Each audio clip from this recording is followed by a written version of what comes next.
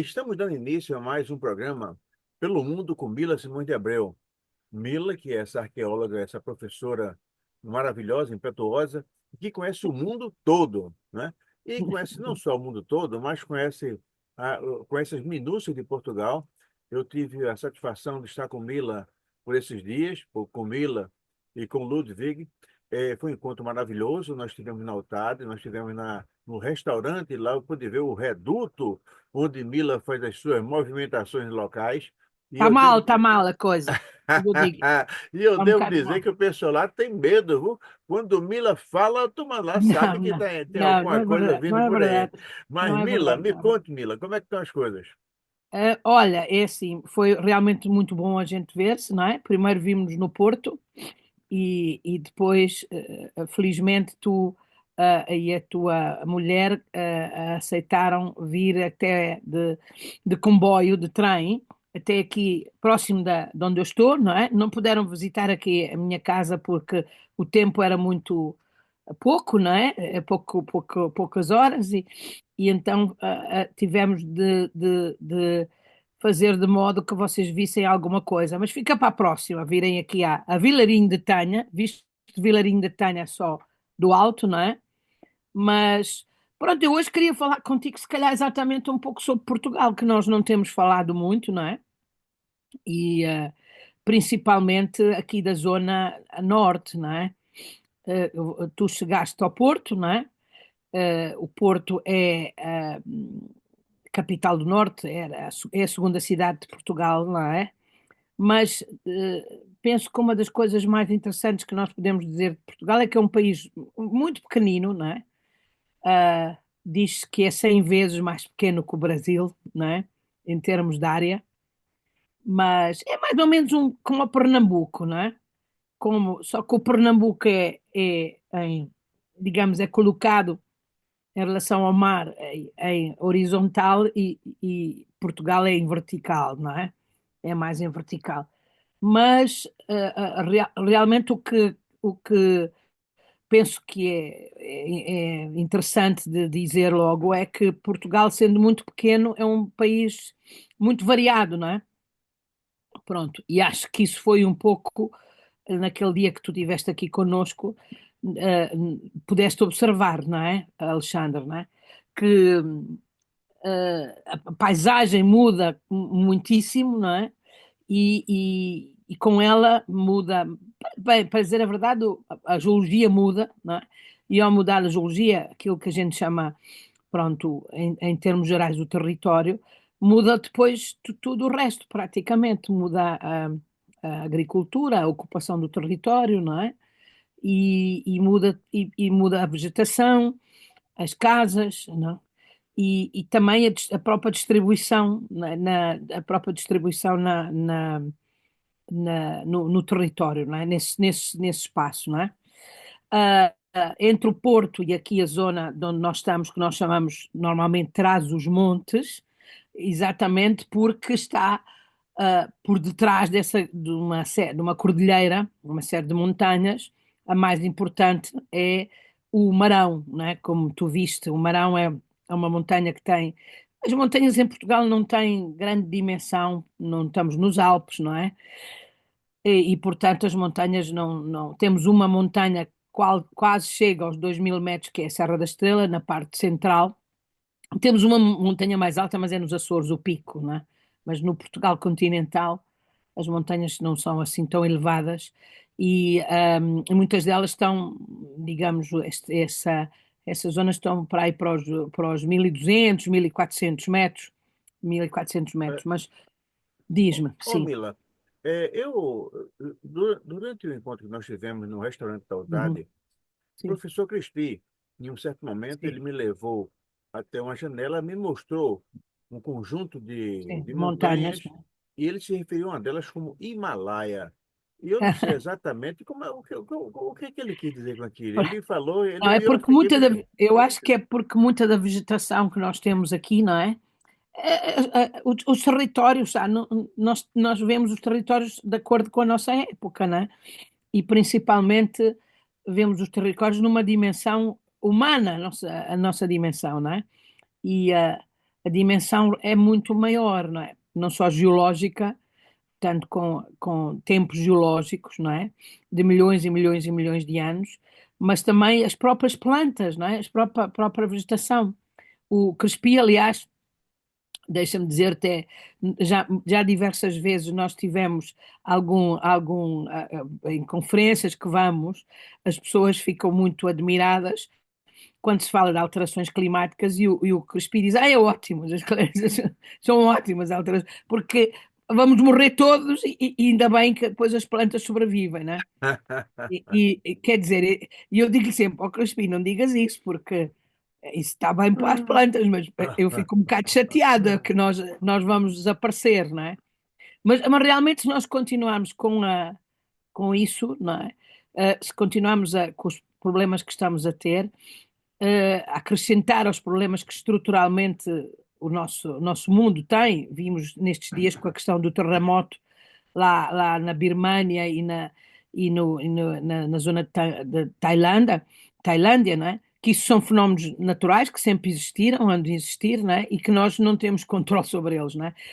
Mas nós já não contentes com essas coisas que acontecem, temos acrescentado um bom bocado de problemas, não é? E que conduzem realmente às alterações, a estas mudanças ou alterações climáticas que nós temos hoje. Numa perspectiva de um botânico como é o Crespi, é claro que as plantas sobrevivem, né? Foram se adaptando ao longo dos milhares de anos, dos milhões de anos, e somos nós que somos relativamente jovens, não é? E aqui na Europa, sabes que isso é uma coisa que também é muito interessante, porque muitas vezes, quando eu estou no Brasil, falam porque vocês têm muita história. Na verdade, a Europa é ocupada há um bocadinho mais, ou próximo do 1,5 milhão de anos, próximo talvez dos 2 milhões, mas não muito mais do que isso. Em termos digamos, daquilo que é a vida na Terra ou até a própria Terra, não é nada. Há quem diga que é como se fosse um relógio de 24 horas, nós estamos exatamente aos 23 horas, 59 minutos e 20 segundos, não é? Que é em proporção um, há quanto tempo nós existimos. Portanto, o continente europeu, em relação ao africano e até ao asiático, é foi ocupado há menos tempo, não é? Claro, um bocadinho mais do que as Américas, o Novo Mundo, não é? Mas, mas realmente é nada em comparação com aquilo que é o que nós temos, o que nós vemos do território. E quando nós, portanto, olhamos para esse território, nós muitas vezes nos esquecemos dessa dimensão, dessa dimensão temporal, não é? As montanhas que tu tens aqui à volta, não é? Aqui, portanto, o tal Trás-os-Montes, não é? Nós muitas vezes dizemos Trás-os-Montes e Douro, ou Alto Douro. O Douro é aquele rio que chega ao Porto. Tu viste a foz do Douro, quando tu estás no Porto, quando estás em Vila Nova de Gaia, tu vês o fim do Douro, vês a foz do Douro, não é? Quando o Douro encontra o mar. O Douro, como os grandes rios portugueses, nasce em Espanha, e atravessa, portanto, uma boa parte da Península Ibérica até chegar ao mar, até chegar ao Atlântico.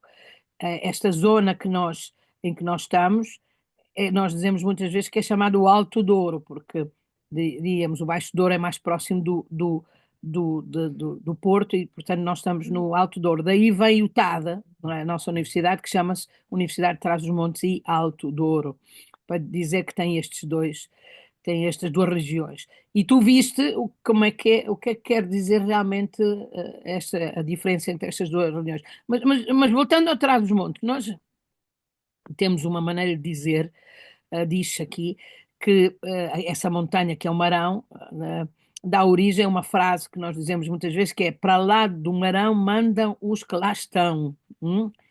E isto porquê? Porque realmente o território português, embora seja muito pequeno, ele é feito destas regiões muito de grande contraste e que são muito diferentes entre si. E isso é uma coisa que perdurou no tempo, não é? Vem de há muitos milhares de anos, não é? E que ainda hoje, portanto, nós observamos. A distância, se nós puséssemos Portugal, digamos, a comparar com o Brasil, neste momento eu estou a 100 quilómetros da costa. Isso quase é litoral para vocês, não é? É, Para nós é interior, não é?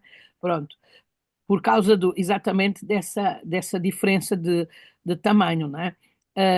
O Porto tem, portanto, está a cerca de 100 quilómetros aqui de Vila Real. Vila Real é a capital do distrito. Nós não temos estados em Portugal, temos uma coisa que chama-se distrito, que também é uma coisa muito estranha, para dizer a verdade. Portugal do ponto de vista da burocracia, é muito engraçado porque mantém toda uma série de terminologia que na verdade não existe, sabes? Mas é uma coisa que fica. Por exemplo, uma das coisas mais interessantes é exatamente essa coisa dos distritos. Na verdade, os distritos só servem para uma única coisa, aquilo que nós vamos fazer no dia 18 de maio, que é votar para a Assembleia da República. Os nossos deputados são eleitos por distrito, por distrito. Mas o distrito depois não tem mais nada, não é como aí no Brasil que tem consequências. Não tem orçamento próprio, não tem leis próprias, não tem mais nada. Pronto, tem essa particularidade de, de ser exclusivamente usado só praticamente para a eleição dos quer dizer que o deputados. Não é? distrito é uma espécie de distrito eleitoral, apenas É eleitoral. quase, é quase, é quase, não é? É quase uma coisa. Pronto, nós, como eu te dizia, nós, por exemplo, muitas vezes a nossa divisão geográfica hoje e administrativa é mais importante aquilo que nós chamamos o conselho, que seria a vossa prefeitura, não é? Que isso sim digamos, o que tem o poder mais local, não é? E nós vamos ter eleições locais mais para a frente, lá para outubro, e essas eleições vão, portanto, eleger o nosso presidente da Câmara, que é o prefeito, né? Eu estava-vos a dizer que nós usamos termos, na verdade, nós ainda hoje usamos o termo Câmara Municipal, mas ele não existe, na verdade, o que nós temos é os municípios, né? E uma forma antiga de dizer as coisas, né? E nós, portanto, em outubro vamos, por exemplo, ter isso, as eleições administrativas para eleger o governo local, não é? Não elegemos diretamente o prefeito, ele apresenta-se uma lista de pessoas. Neste caso, no caso das autárquicas, podem ser listas cívicas, coisa que não acontece nas nacionais, nas nossas eleições nacionais. Só é permitido concorrer-se como partido, portanto, tens de constituir como um partido para fazeres uma lista para depois concorreres, portanto, a esses lugares. No caso daqui de Vila Real, nós temos direito a 5 deputados, não é? Mas, então, e o que é isso de Trás-os-Montes? Trás-os-Montes na verdade, constituído por 2 distritos, o distrito de Vila Real e o distrito de Bragança. hum? Bragança elege 3 deputados, nós elegemos 5 deputados. Então, Trás-os-Montes é de novo uma daquelas termos que nós usamos, mas na verdade juridicamente não existe, é uma questão geográfica só, digamos, é um nome geográfico, como o Douro, são tudo regiões que tinham importância há muito tempo e que hoje se traduzem noutras divisões, não é? Pronto, vocês brasileiros todos conhecem Bragança porque o vosso imperador é da Casa de Bragança, não é? É. O Dom Pedro de Bragança, pronto, e porque realmente nessa Quer dizer época, então que o nosso Dom Pedro, ele foi sim, seu vizinho aí. é mais ou menos, pronto, o Dom Pedro, sim. A Casa de Bragança era a casa que, nessa altura, a partir de 1640, era a casa reinante portuguesa, não é? O Duque de Bragança perde-se no tempo a sua fundação, a sua origem, e vai para o século XIV, e sempre foi um dos ducados, digamos, um território em que o duque era muito, muito importante, era normalmente parente do rei, ou era primo, ou era o filho, ou era uma coisa assim do género, né? Pronto.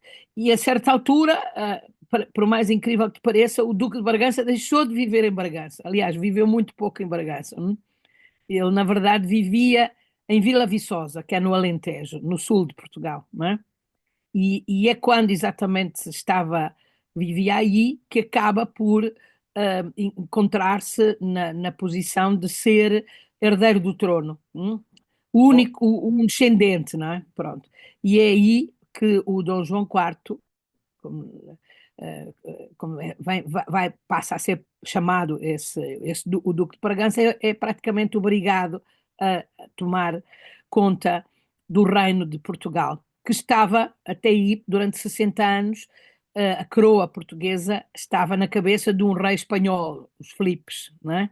E então, praticamente, ele disse que ele não tinha vontade nenhuma de ser rei, que era muito melhor ser duque, porque estava lá no palácio, nas caçadas e tal, e comia e tal, e não estava com muita vontade de ir para Lisboa, né? Até porque sabia que ia ser uma confusão, ia ser uma guerra, não é? E que foi a sua mulher, não é?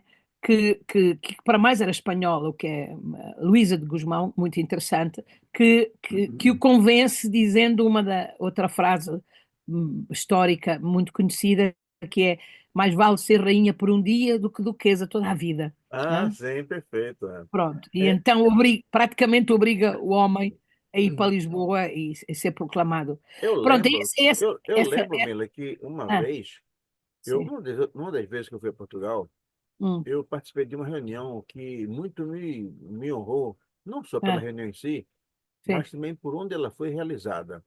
Ah, Ela foi realizada num palácio, era um casarão, numa uhum, transversal da uhum, Praça do Rocio, exatamente.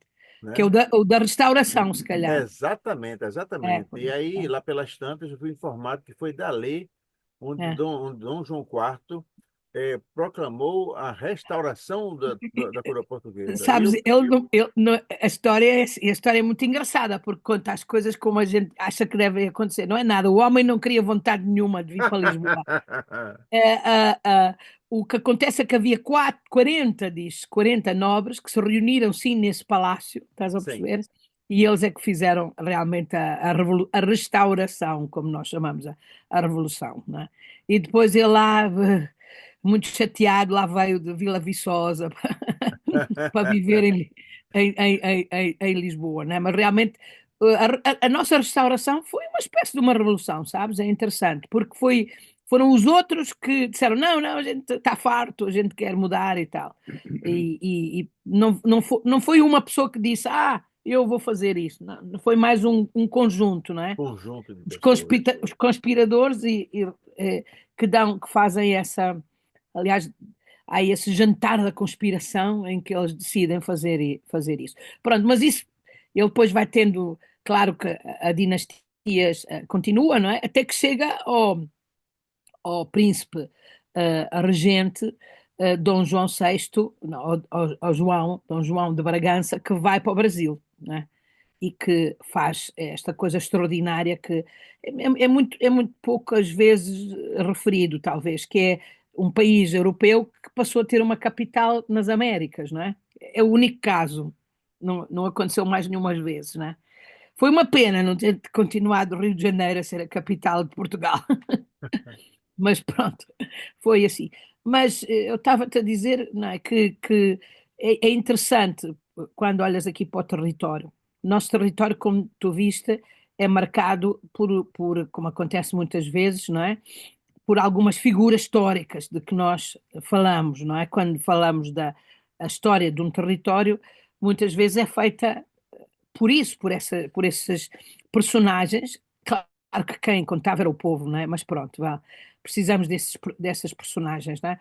E como eu te dizia quando estavas aqui, isso talvez seja interessante dizer a quem nos está a ouvir, é que eu nunca entendi muito bem porque é que os chamados grandes navegadores portugueses, nenhum deles, ou poucos, são do litoral. Tu esperavas que eles fossem, como é que eu ia dizer, especialistas no mar, não é? Nos barcos, nas naus, nas caravelas e sei lá o quê, não é?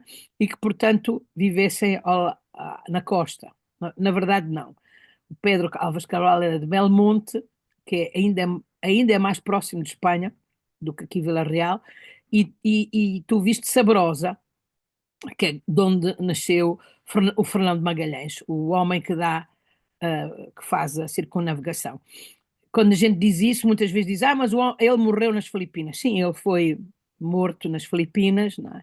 É uma história muito interessante. Um dia talvez a gente possa contar melhor sobre ela, mas pronto. Mas ele morre nas Filipinas portanto, as pessoas dizem, mas então não fez a volta ao mundo, não é? Se tinha partido de Sevilha e só estava nas Filipinas, né, ainda faltava a outra parte toda. É que ele, anteriormente, numa outra viagem, ele já tinha estado nessa zona, né? Portanto, há anos antes, ele tinha feito essa viagem ao contrário, de Lisboa para lá. Então, sim, realmente ele fez a circunnavegação nesse sentido, que foi uma das Quer dizer, pessoas. a soma das duas É que viagens dá. completou Pronto, a. a expedição dele, claro que depois continua, depois da sua morte com o Juan del Cano, chega de novo a Sevilha, né? E é Agora, ô Mila, uma visita. se nós considerarmos o tamanho dos navios É. e o risco que os navegadores corriam, eu compreendo porque é que os grandes navegadores eram de longe do mar. Porque se eles Eu, conhecessem o eu perigo do acho, mar, eles iam exatamente, eu querer. acho que a maior parte deles não tinha a mínima ideia do que é que, do que é que estava a passar. Principalmente nesta época, ou seja, no século XV e no início do século XVI. Depois, mais tarde, não.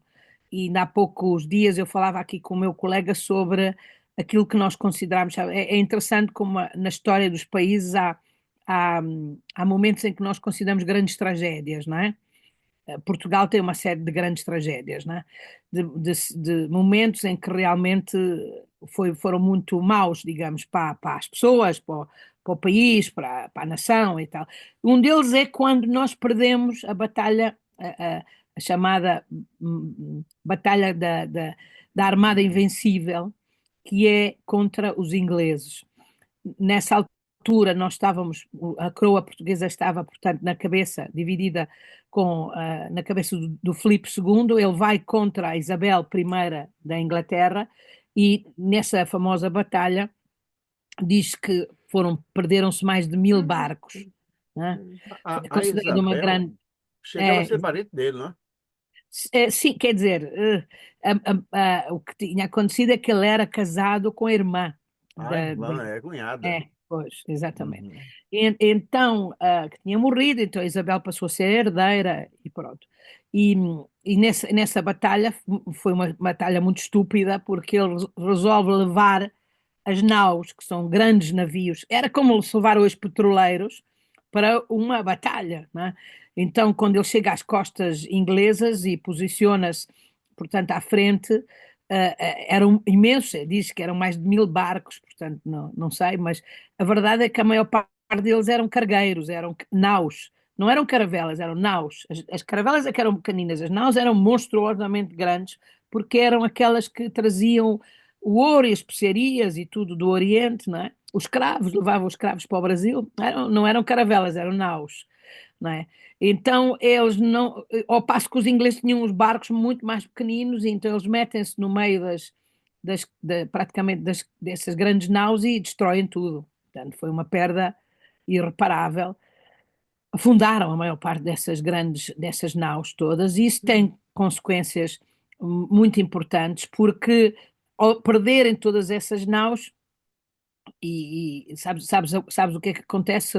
Os portugueses, embora sobre, digamos, as armas espanholas, deixam de ter navios para poder continuar o comércio para o Oriente e mesmo para o Brasil, não é? É que passa a ser condicionado, e então vemos emergir a potência Holanda, que acaba por substituir, e a Inglaterra, claro, acaba por substituir Portugal e a Espanha no comércio com o Oriente, não é? Portanto, é uma batalha que realmente tem muitas consequências. Mas isso para dizer que sim, esses primeiros navegadores iam em pequeníssimas, as caravelas, diz que tinha entre 25 a 30 metros, portanto eram barquinhos muito pequeninos, não é? Pronto. E eu acho que eles não percebiam nada daquilo, para dizer a verdade. É por isso que muitas vezes tu vês eles a enganarem-se, em pensarem que estão a ir para um sítio e vão para outro e coisas assim no género, não é? Pronto. Aqui em Vila Real, nasce um navegador importante aqui em Vila Real, que é o Diogo Cão, e o Diogo Cão é o homem que vai chegar àquilo que hoje nós chamamos a Costa de Angola e principalmente ao Rio Zaire. E imagina, quando ele entra no Rio Zaire, quando ele entra, não, quando ele entra no Rio Zaire e não sabe que aquilo é um rio, porque ele é tão largo, não é? É um dos grandes rios do mundo, não é? E como a Amazonas, não é? E então ele entra e ele só uma série de quilómetros mais para a frente, quando chega a uma espécie de umas cascatas, é que ele se apercebe que ele não está no mar, que ele está num rio, não é? Porque ele pensa, na verdade, que encontrou a passagem entre o Atlântico e o Índico, que era aquilo que eles andavam à procura, né? E então, pronto, há muitas histórias de erros, digamos, que esta gente faz, embora, do ponto de vista da tecnologia, da ciência, obviamente eles, digamos, tinham conhecimentos incríveis, porque são os primeiros a navegar fora da costa, não é? Ou seja, como acontecia na época a mais antiga, não é? Os gregos, os fenícios, essa gente toda, os fenícios, os gregos, os romanos, isso tudo, e até os próprios vikings, muito mais tarde, eles navegavam sempre praticamente a ver a costa. Os vikings são daqueles que começaram a usar-se um pouco mais e usar as correntes e tal, mas era uma navegação completamente diferente da navegação que depois é feita pelos portugueses e pelos espanhóis e etc., porque esses já É, podiam ir para o alto mar, não é? E não, então é por isso. eu acredito que não é à toa que o Hum. Vasco da Gama seja uma personalidade tão reverenciada no mundo, né? Sim, sim. Pela, E o Fernando Magalhães também. Eles também, chamam-lhe né? muitas coisas. Os italianos, por exemplo, têm uma grande veneração por ele, porque, não sei se sabes, no barco do Fernando Magalhães, que vão 200 e tal marinheiros, nos barcos que vão, não é? Não só no dele, mas nas outras, são quatro, não é? Que vão. ah, há um italiano que paga para ir, que é uma coisa extraordinária como uma aventura, o Pigafetta. E ele faz o relato, tudo o que nós sabemos da expedição é graças a esse italiano, não é? E então os italianos, por exemplo, têm uma grande veneração, mas não lhe chamam Fernando Magalhães, sabes como é que lhe chamam? Ah, Ferdinando Magellano. ah, É o Ferdinando Magellano. Ah, e os ingleses chamam Magellan, não é? Portanto, mas pronto, talvez seja ainda mais conhecido que o Vasco da Gama, não sei, por causa de, pronto, um pouco também a história, que é muito aventureira e muito interessante. E um dia, se calhar, a gente pode falar mais sobre isso, mas realmente a Sabrosa, que é aqui ao pé, relativamente próximo, tu passaste, é a terra foi. de onde nasceu, portanto, o, ah, o Fernando Magalhães, não é?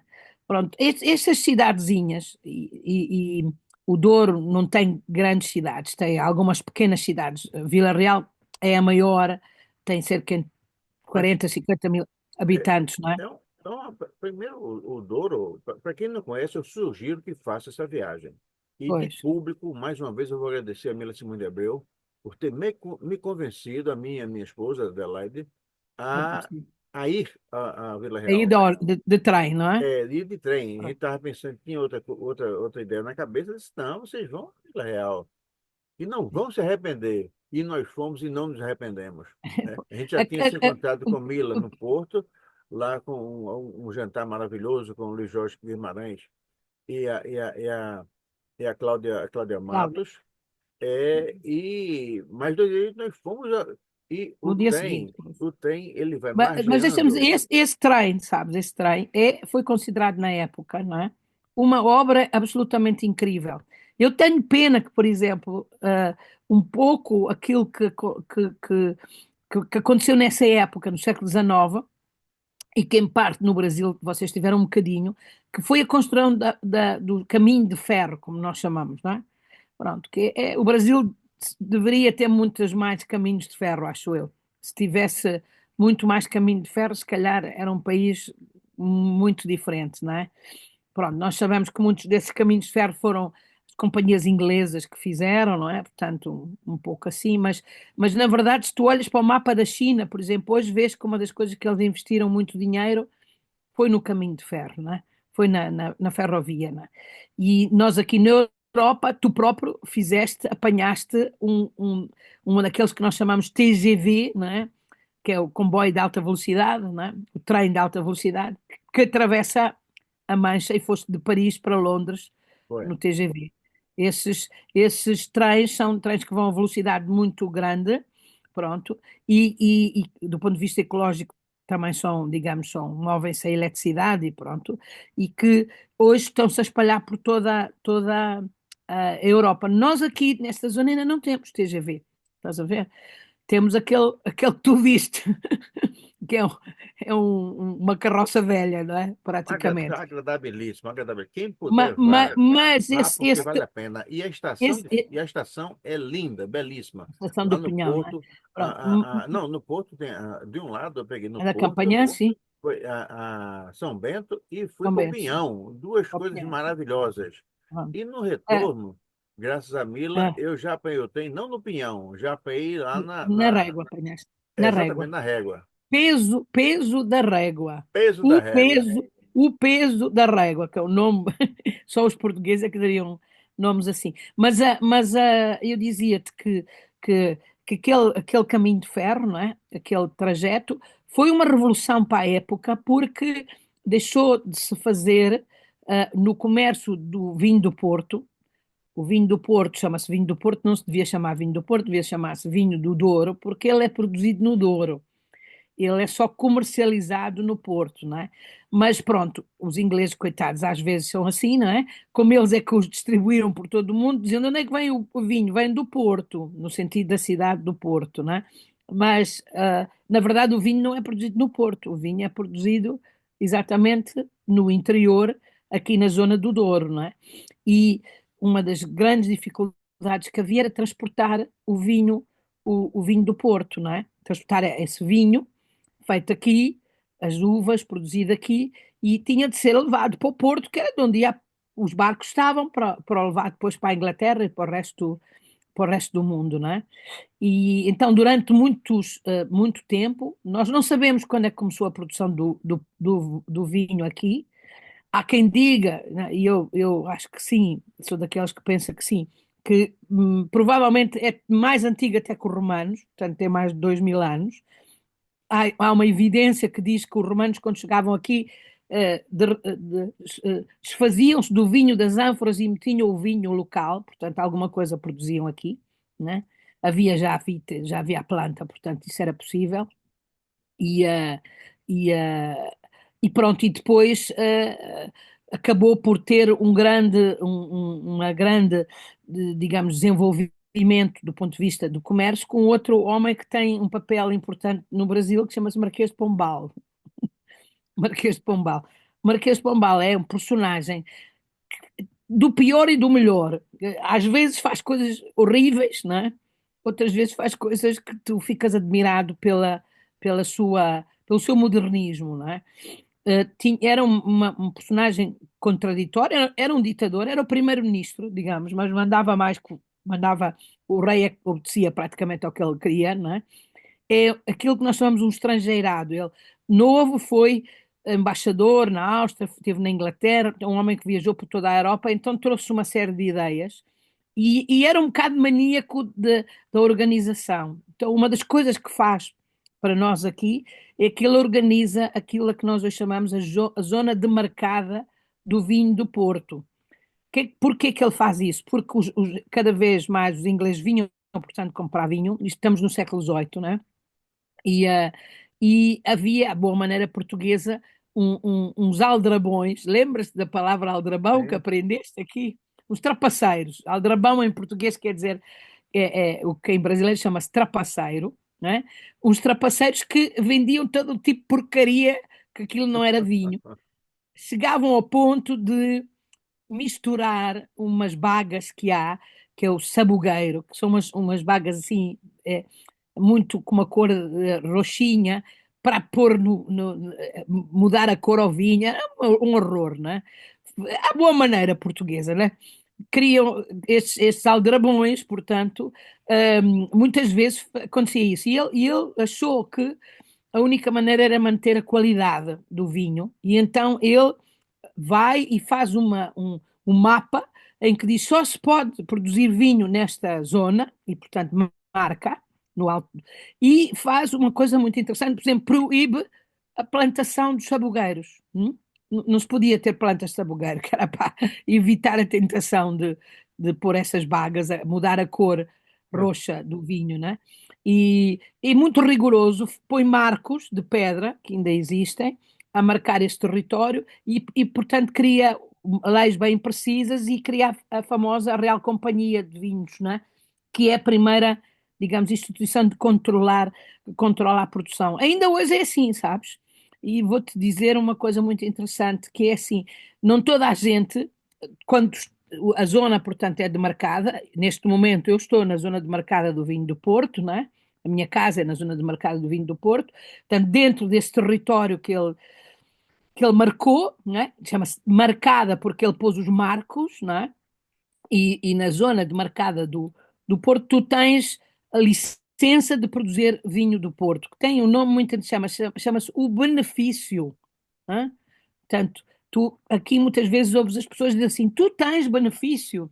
Benefício quer dizer que tens as cartas, tens os papéis que te permitem, portanto, cultivar a vinha que depois vai dar o vinho do Porto. E tu tens o Mas a coisa benefício. não. O benefício, chama-se o Sim. benefício. Sabe?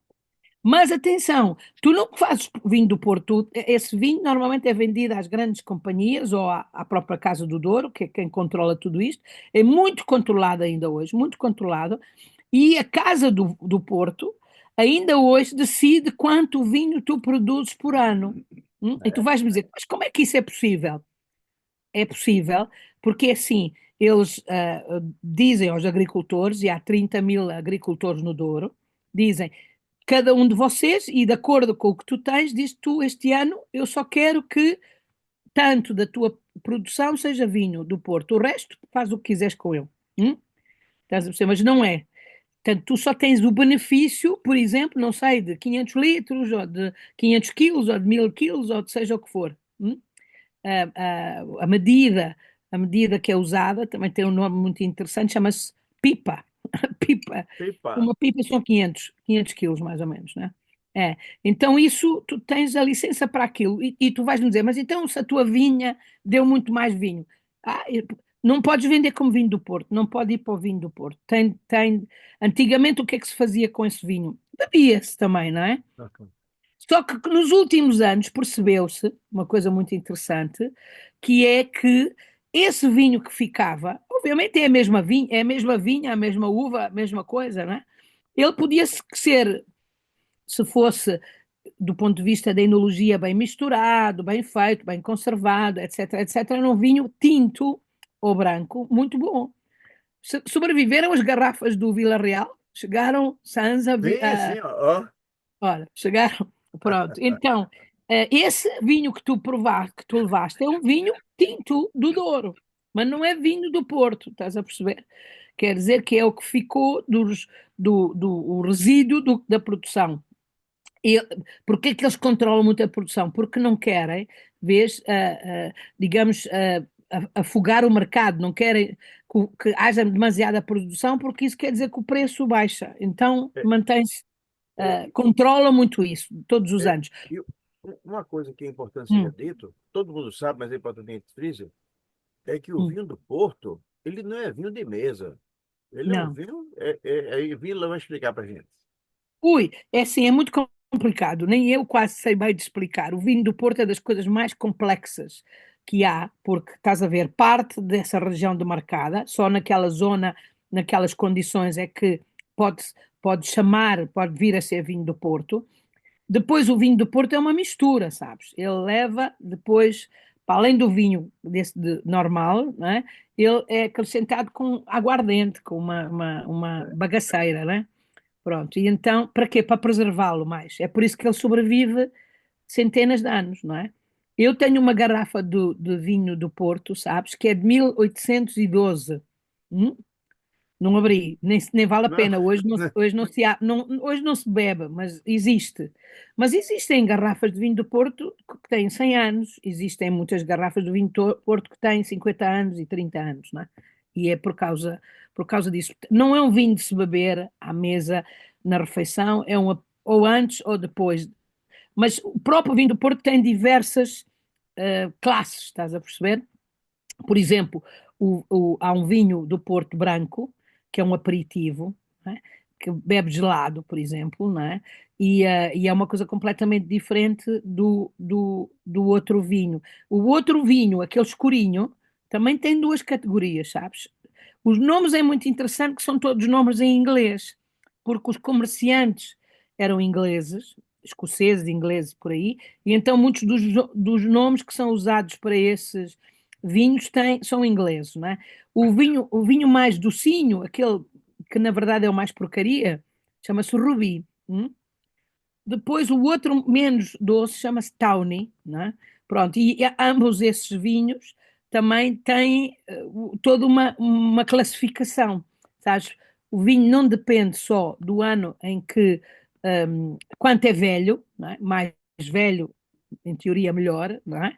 Mais tempo ficou, mas também de outras duas variantes importantes, que é como é que é a produção daquele ano, não é? Há anos que são considerados absolutamente excepcionais, anos em que a produção é o melhor que possas haver, as uvas estavam da melhor maneira possível, e esses anos são chamados os vintage, os vintage, não é? Não todos os anos são vintage, às vezes passas anos em que não são, não todas as quintas, não todos os sítios são vintage, depende, por exemplo, se houve uma tempestade ou uma coisa assim do género, e, e esses vinhos são os mais caros, os vintage, não é? Pronto, são os mais caros. Agora, há garrafas com anos, como diz, podes comprar a garrafa, por exemplo, aqui é muito comum, no ano em que tu nasces, dá-se à criança um ano do vinho dela, por exemplo, do ano dela, não é? E ela, quando tem 25 anos, tem esse vinho que tem 25 anos, não é? Pronto.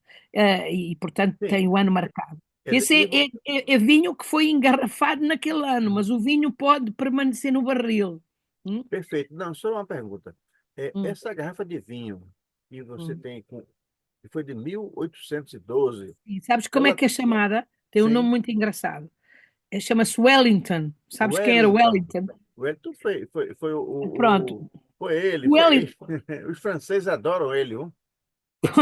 Wellington é o homem que Wellington é o Duque de Wellington, é o inglês que acaba com o Napoleão Bonaparte Se na você famosa quiser, se você a Batalha de quiser, Waterloo. Mas o que se calhar não sabes é que ele, na verdade, combateu os franceses aqui em Portugal, antes de Waterloo. As primeiras grandes batalhas do Wellington com os franceses dão-se aqui em Portugal. foi? E ele é, na verdade, Conde de Abrantes, antes de ser o Duque de Wellington. Ah, é? Esse título Ah, português. rapaz. Tem esse título português, pronto, Hum. e ele vence, acaba. Nós tivemos três invasões francesas, três vezes os franceses venham cá. A primeira é aquela que faz com que o rei fuja para ir para o Rio de Janeiro, não é? Depois tem outras duas, são três as grandes invasões, e eles são sempre, acabam por Sendo fugir, sempre os escorraçados, né? franceses. Então, porquê que chama-se Wellington? Porque é uma edição especial, garrafas do vinho do Porto que foram produzidas no ano em que o Wellington estava aqui e que, portanto, venceu as tropas do Napoleão, não é? Então é por isso que chama-se Wellington. Essa Deixa, é, deixa, é uma garrafa deixa, histórica. deixa-me contar uma historinha que tu gostas e depois acabamos, mas esta história eu quero te contar. Muitos dos produtores, eu disse que eram ingleses, não é?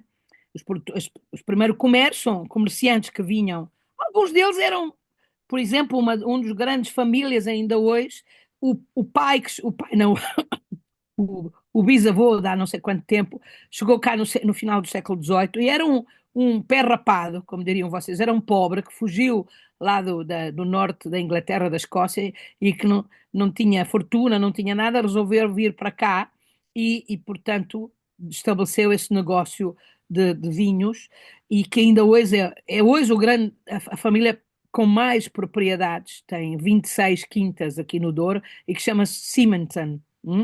Pronto, portanto, não eram ricos muitas vezes os que vinham para cá. Aventureiros, alguns vinham e faziam assim. Outros não, outros eram pessoas que tinham dinheiro e havia o Forester, o Barão de Forester, que chega aqui e ele era não só um comerciante e tal, mas era um verdadeiro cientista. Ele faz o primeiro mapa do Douro, com muitos detalhes, de onde é que havia os problemas, tudo, de onde é que se podia, porque, como eu te dizia, era preciso transportar, antes do caminho de ferro, era preciso transportar o vinho pelo próprio rio, que era um rio muito tumultuoso. Não é aquele rio bonito que tu viste, hein?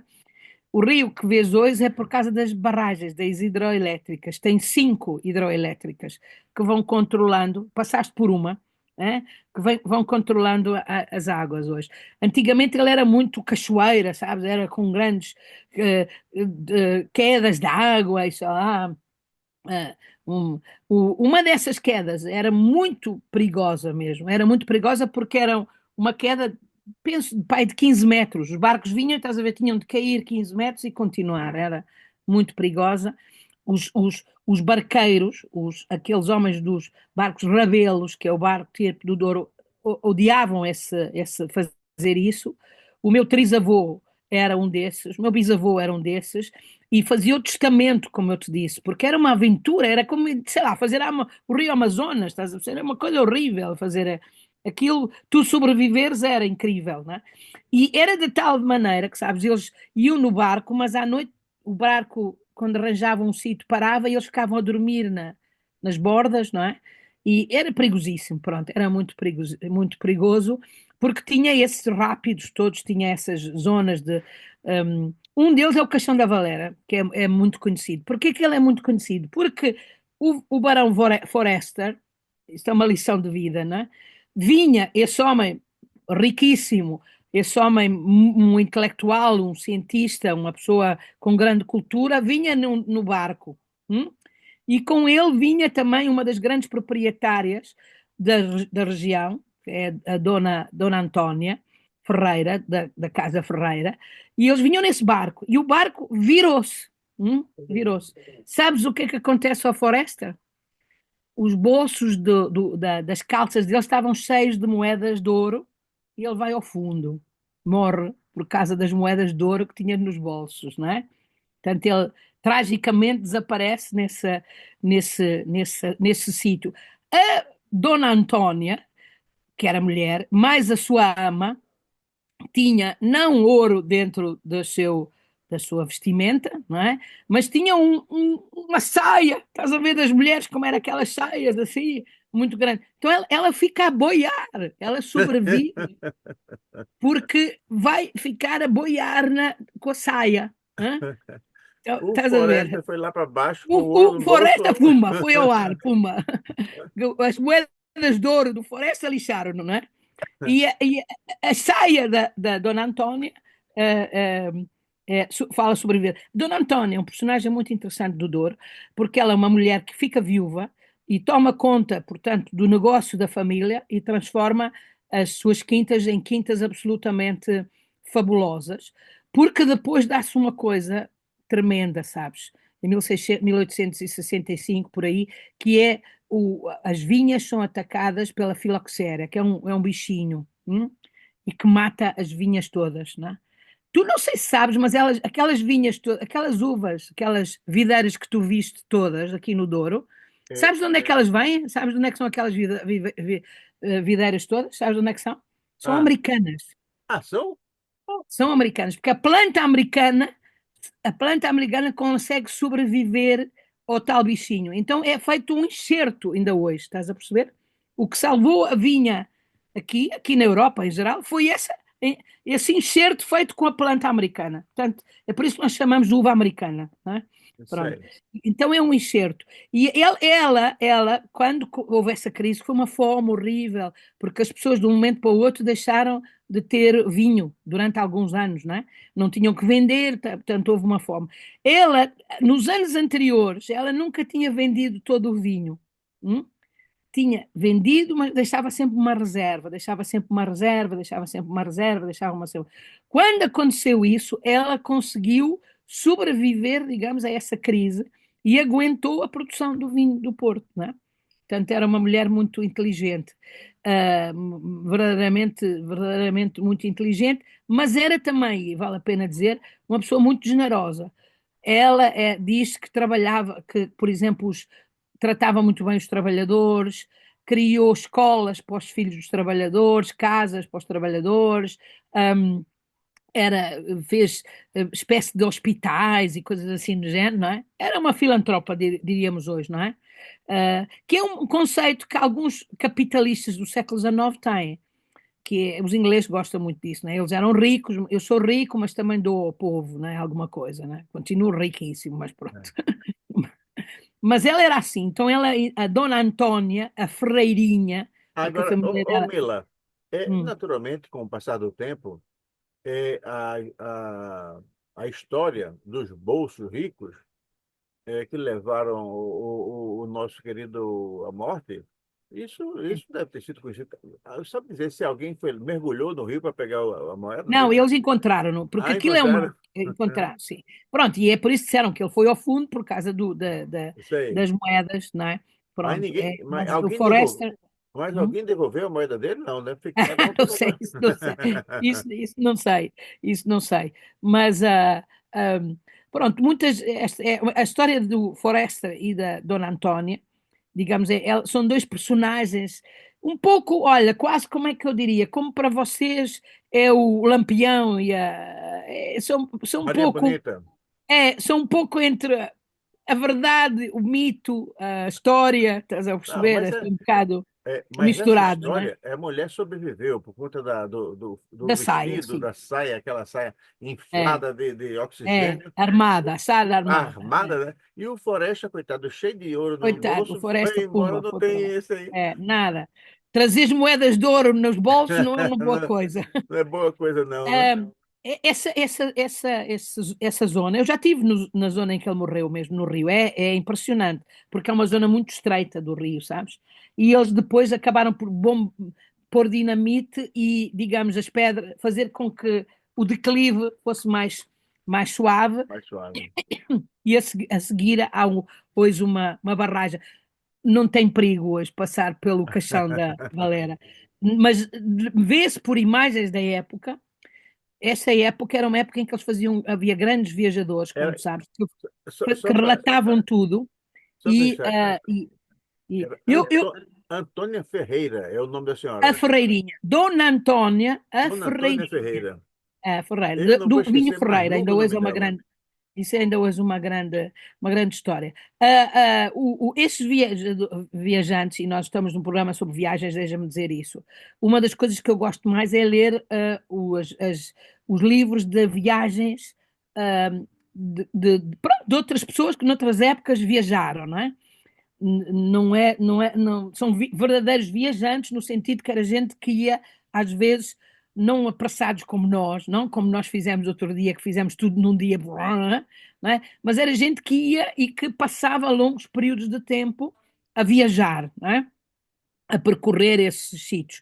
O Douro tem imensos dessa gente que viaja desde a Alemanha, e que diversos ingleses, mas escoceses, da Escandinávia, de sei lá de onde, que fazem essa viagem, estás a perceber? Que era considerada realmente uma viagem de grande aventura. E as descrições são muito interessantes porque muitos desses homens do norte, quando chegam aqui, ficam espantados a ver a paisagem, porque esta é uma paisagem, como tu viste, construída pelo homem. Nada disto é natural.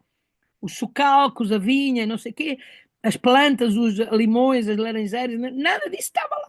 Não estava lá. Foi feito pelo homem nas últimas centenas de anos, não é? Pronto, então eles muitas vezes ficavam mais espantados, não é? Há uma descrição de um que chega e diz: Mas esta gente não tem pinheiros, estás a perceber? Porque vinha da Alemanha, não é? E não viu nenhum pinheiro. Os pinheiros que nós temos hoje são mais para norte, são mais para cima e são também produto do século XX. Não, nessa altura não existiam.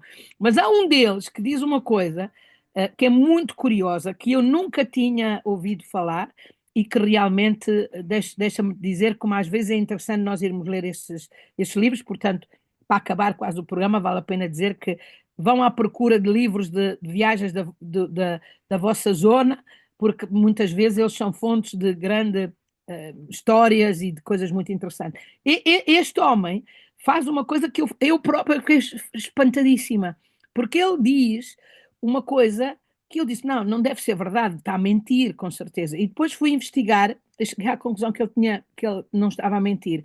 Ele fica muito impressionado, porque quando entra no Rio Douro, na zona de Barca d'Alva, que é mesmo a entrada do Douro aqui em Portugal, e ele encontra uma série de pessoas, ele dorme numa estalagem e nessa casa encontra uma coisa que ele acha incrível. Sabes o que é? Um animal doméstico que tu não esperas. E é verdade, existiam, extinguiram-se completamente, que sabes o que eram? Camaleões. Camaleão doméstico. Imagina, Ah, doméstico. que Ou beleza, cara. seja, as pessoas apanhavam esses camaleões e metiam em jolinhas, em gaiolazinhas, porque eram fascinados do facto de ele mudar de cor, É, não é? Estás a perceber? o Hoje não há camaleão, camaleões no Douro, não é? é, o cam, Obviamente acabaram por morrer postos em gaiolas, não é? é, Acabaram por morrer. É. bom, conversar com Mila Simone Abreu é algo sensacional. Hum, hum, Você não pode imaginar o hum. quanto é fascinante conversar com Mila. Mila é fascinante ao vivo, Mila é fascinante pessoalmente. Hum. Eu fico encantado. Eu sou capaz de ouvir Mila por horas, horas e horas. Infelizmente, nosso programa Já tem um tempo acabou, já limitado. acabou. Mas olha E que a os gente... camaleões no Douro é uma coisa estranha, não é? Pois é, mas tem que... Hoje ficas com o Barão Forrester, que morreu porque Dona tinha as Antônia moedas de Ferreira. ouro e a Dona Antónia e os camaleões do Douro. Hã? Pois bem, Hum, nós estamos chegando ao final desse nosso encontro. hum. Esse encontro naturalmente, ele está abrindo a programação, a agenda anual Sim, Pelo Mundo com este Mila ano. Simões de Abreu, e daqui a pouco a gente volta com outra viagem de Mila. E eu Sim, sim. posso dizer que são muitas, e todas são muito movimentadas e muito agradáveis. E Mila é Eu uma... tive um prazer enorme de acompanhar a ti e a tua esposa, a tua mulher, que isso é uma coisa interessante. Sabes que nós dizemos sempre mulher, nunca dizemos esposa. Ah, é? Esposa para nós é só no dia quase do casamento, é que a Ah, é? esposa. É, nós dizemos sempre mulher. E a tua esposa, pronto, nesta viagem que nós fizemos muito curta, fiquei com muitas saudades que vocês venham mais, porque tenho de levar-vos a ver o castelo do Duque de Bragança, Ah, tenho de é, mostrar o Santuário de Sernancelho, tenho de é. mostrar Tem muita... Panoias, um santuário romano que nós temos aqui muito estranho, eh, e pronto, muitas outras coisas. Hum? É Volta uma... depressa. Volta Voltarei, depressa. voltarei, voltarei. Hum. Até porque realmente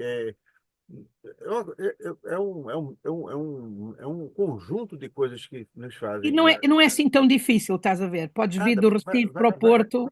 e vai lá Não. na estação de São Bento, pega o trem, vai margeando o rio, vendo É, paisagens maravilhosas. A engenharia portuguesa também é espetacular, são muitos túneis, muitos viadutos, muitas passagens olha. aéreas, é E olha que aquilo espetacular. é do século XIX, não é? Aquilo é do século XIX, não é? Pois é, pois é. É tudo É. assim. Bom, então até a próxima. Obrigada a todos. Mila, muito Até à obrigado. próxima. Até à Transmita meus próxima. cumprimentos para todos os portugueses, porque eles são Uhum. maravilhosos. Um beijo a todo mundo. Ficámos Até com logo. saudades já vossas. Ficámos com saudades já vossas. Está bem. Obrigada. Até logo. Tchau, tchau. Tá bem. É,